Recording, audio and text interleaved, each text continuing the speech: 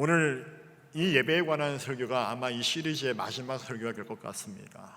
오늘 설교의 제목은 하나님이 주목할 만한 가치의 예배, 바로 감사라고 하는 제목으로 말씀을 나눌 터인데, 오늘 이 시간에도 하나님 말씀으로 큰 은혜가 있는 이 시간 되기를 간절히 축원합니다. 제가 아는 한 권사님께서 지난 코로나 때에 백신을 맞아가지고 부작용이 생겼습니다. 그 부작용 때문에 결과적으로 다리를 절단해야 했고 또 팔을 절단해야 했습니다. 그 소식을 들었을 때 얼마나 놀랐고, 이게 무슨 일인가 싶기도 하고, 갑자기 왜 이런 일이? 순간 뭐라고 말할 수가 없더라고요.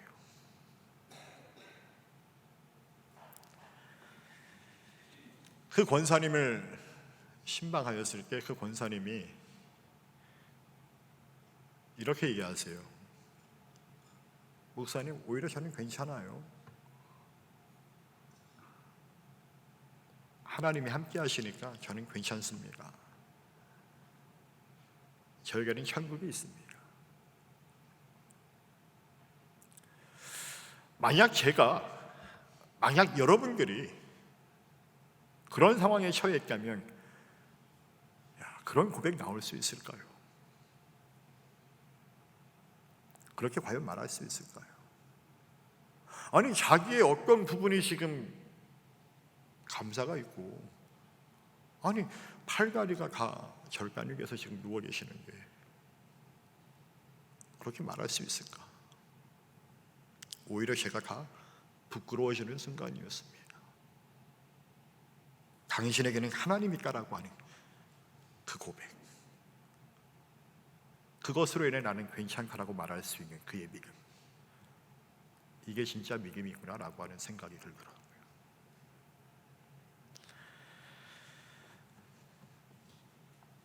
사실 우리의 주변을 돌아보면 우리가 먹는 것, 입는 것, 마시는 것, 숨 쉬는 것, 걸어다니는 것, 그리고 우리의 오장육부가 정상적으로 움직이는 것, 그 모두가 우리 그리스도인들은 하나님의 은혜라고 말하는 사람들입니다. 사실 우리는 무엇 하나 내 뜻대로 할 수 있는 사람들이 아닙니다. 내 뜻대로 할 수 있을 것 같지만 그렇게 하지 못하는 이들이 바로 인간이다라고 하는 것입니다. 무엇보다 하나님은 우리를 창조하셨고 또 그 생명이 유지될 수 있도록 날마다 은혜를 베풀어 주십니다. 그래서 성 어거스틴은 심지어 죄를 씻는 것도 하나님의 은혜가라고까지 말하였습니다. 죄를 씻는 것도 하나님의 은혜라는 얘기예요. 무슨 말입니까? 우리가 죄를 씻는 즉시 하나님이 우리를 심판하신다면 살아남을 사람이 결코 없을 것이기 때문에, 그러므로 우리는 사죄의 은총 안에 살아가는 것 또한 감사함으로, 그래서 우리가 감사함으로 하나님 앞에 나아가 예배를 드려야 한다라고 하는 것을 이야기하는 것이죠. 하나님의 마음에 합한 예배자였던 다윗도 이런 고백을 합니다.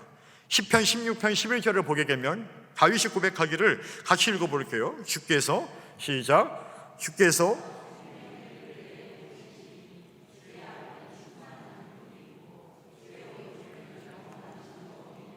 아멘. 생명의 길을 내게 보이시리니 주의 앞에는 충만한 기쁨이 있고 주의 오른쪽에는 영원한 즐거움이 있나이다. 우리가 잘 알고 있는 다윗 왕도 그의 인생 그 모든 삶의 기간 동안에 평탄한 인생을 살아왔습니까? 그렇지 않습니다. 굽이굽이 참 그거 어려움이 많았다라는 얘기죠. 그가 말합니다. 주께서 생명의 길을 내게 보이시리니, 생명의 길, 그 앞에는 충만한 기쁨이 있고 그의 오른쪽에는 영원한 즐거움이 있느니라. 그러니까 다윗은 고백하기를 하나님과 나와의 인격적 관계 속에서 그 하나님 한 분 때문에 가는 충만한 기쁨이 있고 영원한 즐거움이 나에게 있다라고 이야기하는 거예요. 아니, 그의 삶에 어디가 충만한 기쁨이 있고 어디가 영원한 기쁨이 있을 수 있습니까? 아들이 반역을 하지런가?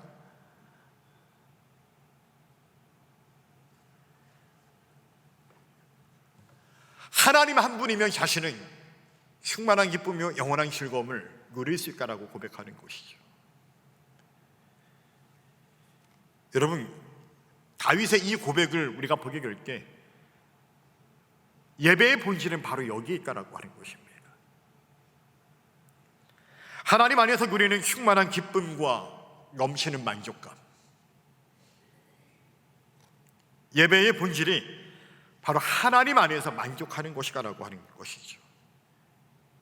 이것은 다시 말하면 예배는 더 이상 우리의 다른 어떤 것을 구하기 위한 도구가 될 수 없다라고 하는 것을 말하는 것입니다.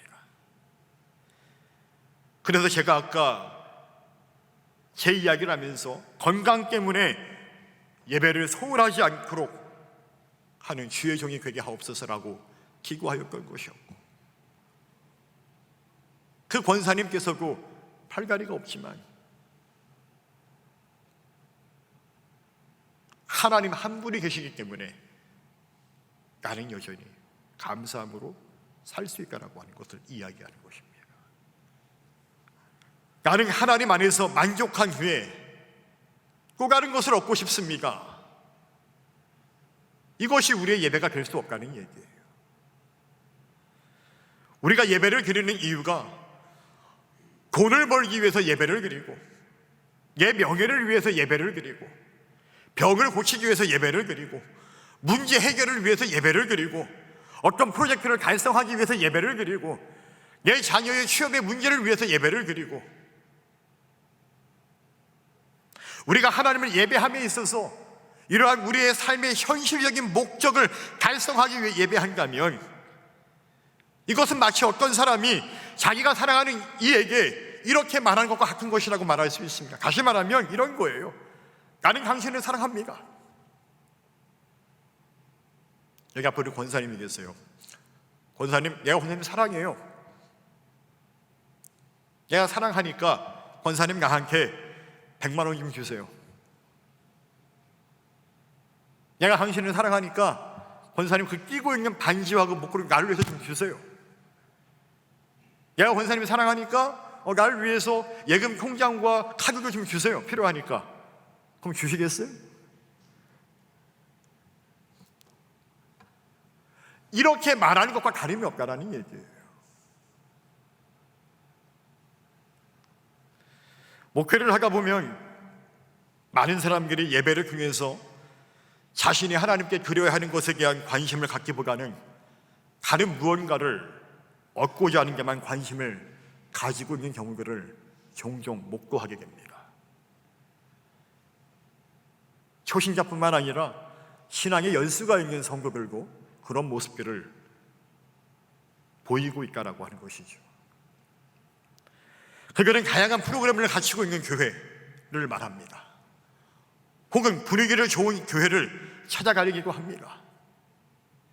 설교가 좋은 교회, 재정적으로 풍족해서 부담 없이 신앙생활할 수 있는 그런 교회,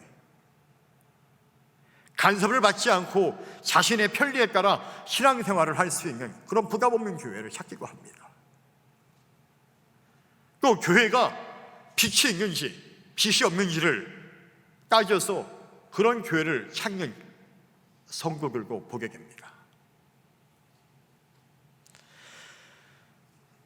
이런 현상과 이런 예배자들을 바라보면서 짐 그레엄 목사님은 이렇게 말합니다. 오늘날 현대 교회 교인들의 예배에 대한 말하기를 하나님보다 인간에게 눈을 돌리고 있다. 하나님의 영광보다 인간의 필요한 것들을 강조하고 있다. 이것은 인간 중심의 기독교가 되어가고 있다는 것이다 라고 그렇게 오늘날 현대 교인들과 그 예배를 그렇게 표현하고 있습니다. 다시 말해서 오늘날 현대의 교회는 그 예배는 인간 중심의 기독교, 인간 중심의 예배가 되고 있다는 얘기예요. 하나님 중심의 교회가 아니고 하나님 중심의 예배가 아니라 인간 중심의 교회와 인간 중심의 예배를 오늘날 교회가 그렇게 그런 예배를 드리고 있다라고 하는 것이죠. 잘못 교육하고 있다라고 하는 것입니다. 여러분은 무엇 때문에 주님 앞에 나오십니까? 만일 주님에게 나오는 이유와 목적이 진정 우리의 현실에 국한된 것이라고만 한다면 여러분, 기독교가 샤머니즘과 다를 바가 무엇이 있겠습니까? 여러분, 샤머니즘 아시죠? 샤머니즘이 무엇입니까? 무속신앙입니다.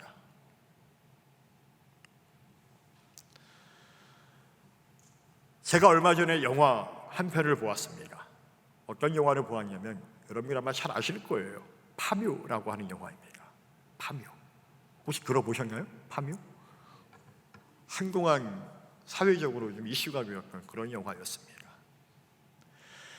이 파묘의 여주인공인 김고은 씨를 비롯하여서 몇몇 주연급 배우들이 기독교인이라고 하더라고요. 그들이 하는 인터뷰를 들었는데 어떤 인터뷰를 하냐면, 이 영화를 찍다가 심지어 그 영화를 찍은 감독도 기독교인입니다. 제가 알기로 서울의 하정환 목사님이 신무하시는 꾸미는 감리교회 거기 교인으로 알고 있는데, 그 감독도 기독교인이고 배우도 기독교인인 게 이 영화를 찍으면서 어떤 이야기를 하냐면, 우리 혹시 영화 찍다가 귀신 보는 거 아니에요? 그런 이야기를 했다라고 하더라고요. 여러분, 이 파묘라고 하는 영화는 약간 샤머니즘적인 것들을 소재로 한 영화입니다. 여러분, 샤머니즘에서 제사를 드리는 이유는 무엇일까요? 다시 말하면 굿을 벌리고 춤을 추면서 노래를 부르고 흉을 외우는 이런 무속신앙, 이런 제사를 드리는 이유는 과연 무엇일까요? 하나는 신의 노여움을 달래기 위해서 굿을 벌인다라고 하는 것이죠. 또 다른 한 가지는 인간의 욕망, 그 충족을 위해서, 복을 구하기 위해서 굿, 제사를 드린다라고 하는 것입니다. 이것이 샤머니즘의 제사를 드리는 두 가지 이유입니다. 그러나 기독교 신앙은 이 샤머니즘적인 신앙과 근원적으로 다른 것이죠. 근본적으로 다릅니다. 왜? 기독교는 관계를 중요시 여기기 때문에 그렇다라고 하는 것입니다. 특히 하나님과 사람과의 관계, 사람과 사람의 관계, 그 관계에 있어서 인격성이 매우 중요시 여겨집니다. 하나님과 우리의 관계는 그냥 관계가 아닙니다. 인격적 관계라고 이야기하는 거예요. 일방적인 관계가 아니라 상호적인 관계에서 인격적이고 친밀한 교제를 추구하는 것이 기독교 신앙의 특징이라고 말할 수 있습니다. 때문에 우리는 하나님이 우리를 인격적으로 대우하신다는 그 사실을 알고 우리가 하나님을 인격적으로 섬겨야 합니다. 하나님을 경외하는 예배자는 하나님을 알고 하나님을 사랑하고 하나님을 그래서 존중해 드립니다. 하나님은 이렇게 말씀하시죠. 나를 존귀히 여기는 자, 나도 그 자를 존귀히 여길 것이다 라고 말씀하십니다. 이렇게 하나님은 인격적 관계 안에서, 상호적인 관계 안에서 함께 친밀한 관계를 만들어 가기를 원하신다라고 하는 것이죠. 바로 우리의 예배도 마찬가지다라고 하는 것입니다. 이 예배는 하나님과 우리의 인격적 관계 안에서 계시와 응답의 형태로 이루어지는 것이 바로 예배가라고 하는 것입니다. 이러한 의미에서 오늘 본문의 시편 기자는 하나님을 인간의 욕망으로 충족하기 위한 수단으로서 여기지 않습니다. 오늘 시편 기자는 오직 하나님과의 관계 안에서 만족과 즐거움을 누리며 하나님의 은혜에 대한 반응으로서 감사와 찬양의 제사를 드린다라고 고백하는 것입니다. 여러분 생각해 보세요. 아까 제가 말씀드렸던 우리 권사님, 팔다리가 없는 이 암울한 현실 가운데에서 그가 어떻게 하나님을 고백하고 하나님을 예배할 수 있습니까?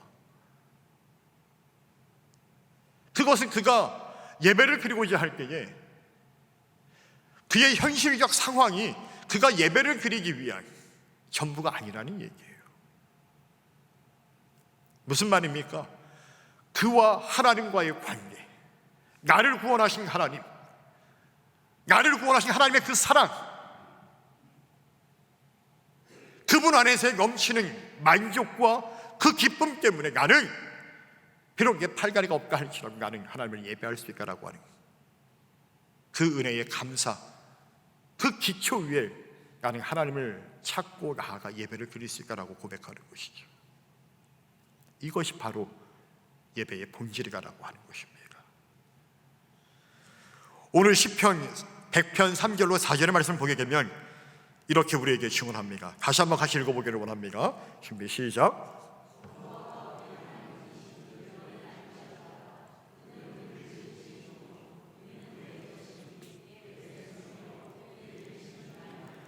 감사함으로 그의 문에 들어가며 찬송함으로 그의 궁정에 들어가서 그에게 감사하며 그의 이름을 송축할지어다. 아멘. 여호와가 우리 하나님이신 줄을 너희는 알지어다라고 말하고 있습니다. 시편 기자는요, 하나님이 누구인지를 고백하고 있습니다. 시편 기자에게서 하나님은 창조자시요 나의 하나님이시며 나와 함께 하셔서 나를 돌보시는 하나님이라고 고백하고 있습니다. 바로 이 고백 속에 예배를 드리는 예배자와 하나님의 인격적 관계를 우리는 알 수 있다라고 하는 것입니다. 그래서 시편 기자는 그 하나님을 감사함으로 예배 드릴 수 있다라고 고백하고 있고 증언하는 것입니다.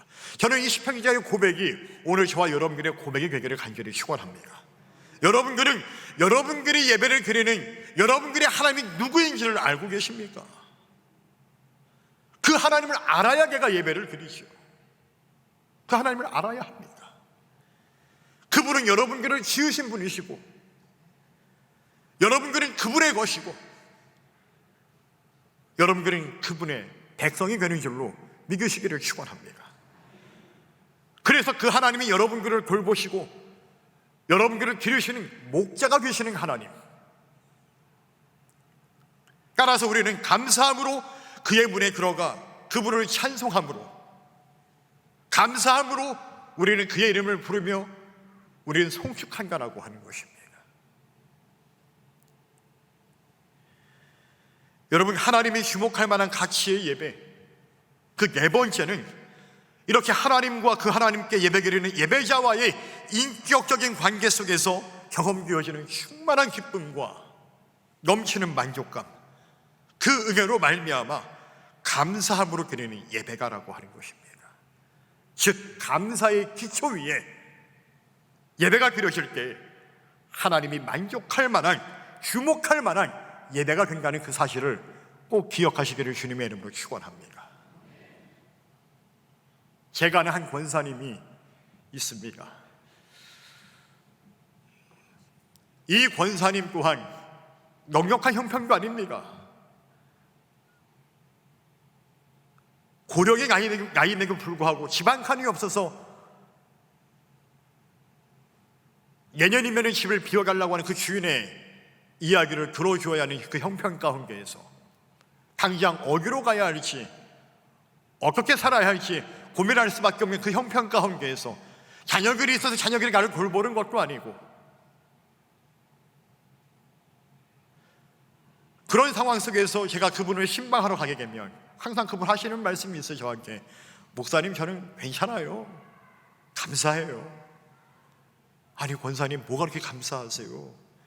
내가 볼 땐 별로 감사할 것도 없구만. 아니 당장 집을 비워줘야 되는 게, 저는 걱정이 되는 거예요. 걱정이, 담임 목사로서. 제 나이가 33, 34살 때였는데 그 권사님 신방할 때마다 항상 저는 그게 걱정인 거예요. 어디를 가야 되나, 어떻게 해야 되나, 이 집을 비워줘야 되는 게 어디서 어떻게 살아야 되나, 하나님 도와주세요. 그러니까 우리 권사님은 전혀 걱정하는 얼굴이 아니에요. 목사님 괜찮아요. 저는 하나님이 저를 구원해 주신 것만이고 그게 어딘데 저는 괜찮아요. 저는 사실 그게 이해가 안 됐어요. 제가 목사지만은 어떤 면에서는 저보다 훨씬 나은 분인 거죠. 그러니까 그렇게 제가 그곳에서의 사역을 마무리하고 제가 속초 교양교회로 부담임 목사로 하게 되었을 때 그 권사님 위해서 기도를 하면서 그 걱정이 되는 거죠. 그런 게 역시 하나님은 살아 계시더라고요. 제 후임 목사님을 오신 분께서 우리 교회 마강이 넓었어요. 마강에 옛날 그 푸세식 화장실이 있었거든요. 그거를 싹 철거하고 거기를 싹 정리해서 거기를 조립식으로 집을 만들어서 그 권사님을 모신 거예요. 1년 후에. 너무 감사하더라고요. 권사님이 걱정 안 하시는 이유를 알겠더라고요. 왜? 권사님은 그런 걸 늘 인격적으로 경험하신 거예요. 하나님의 역사를. 그러니까 두렵지가 않은 거예요. 이분은. 그러니까 늘 감사가 넘치니까 늘 예배가 즐겁고 예배하기를 원하고. 아까 제가 일부 때는 말씀을 못 드렸지만 사실 저는 제가 가장 존경하는 신앙의 위인이 있다면 역사적으로 수많은 인물들이 있고 성경에 수많은 인물도 있지만 저는 저희 아버님을 가장 제가 존경합니다. 저는 저희 아버님이 아니면 저는 아마 목사가 안 됐을 거예요. 장애를 안고 살아가는 평생의 그 모습을 바라보면서 어떻게 저렇게 살 수 있을까라고 했을 때 그분에게는 믿음이 아니면 하나님이 아니면 결코 살 이유가 없고 하나님이 아니면 또 무슨 재미로 살겠습니까? 근데 항상 그 아버님께서 자녀들을 향해서 말씀하시는 건 뭐냐면 하나님을 의지해라. 하나님을 의지해라. 당신은 지금껏 평생 하나님을 의지하여 여기까지 왔고 나를 구원하신 그 하나님 그리고 그뿐만이 아니라 내가 향차 가야 할 영원한 하나님의 나라가 있기 때문에 나는 감사함으로 그분을 예배한다. 확실한 믿음이었고 확신에 찬 신앙이었다라고 하는 것이죠. 여러분 그런 믿음과 그런 은혜가 우리에게 있어야 될 줄로 믿습니다. 여러분들 천국을 소망하십니까? 천국에 있음을 믿습니까? 여러분 이 신앙의 가장 중요한 기본이 뭘까요? 예수 천강 불신 지옥입니다. 이걸 인정하지 않는다면 우리가 어떻게 기독교인일 수 있습니까?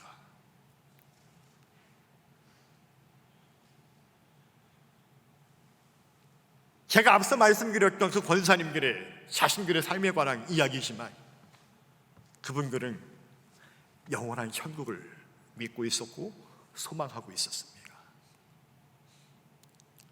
나를 구원하셔서 나를 천국으로 인도하실 하나님을 신뢰하고 믿기 때문에 그 어떤 환경에서도 그분들은 감사함으로 하나님 앞에 예배드릴 수 있었다라고 하는 것이죠. 여러분들은 어떻습니까? 사랑하는 간소망교회 성도 여러분, 오늘 우리가 드리는 예배는 어떤 예배일까요? 하나님과의 인격적 관계 속에서 충만한 기쁨과 넘치는 만족감으로 드려지는 감사의 예배가 되고 있습니까? 하나님 그 한 분이 나에게 충만한 기쁨이고 나에게 넘치는 만족으로서 우리가 그분의 은혜에 감사하며 드리는 예배입니까? 북이 아벨과 다윗처럼 여러분들이 믿는 하나님이 누구인지를 분명히 알 수 있기를 축원합니다. 오늘 시편 기자가 고백하듯이 우리 하나님은 나를 지으신 분이요 우리는 그의 백성이고 그의 자녀이며 나와 함께 하셔서 나를 기르시고 돌보시는 하나님임을 고백할 수 있는 저와 여러분들에게를 간절히 주님의 이름으로 축원합니다. 그래서 그 하나님께 감사함으로 그의 성전에 나아가서 그분의 이름을 송축하며 예배 드릴 수 있는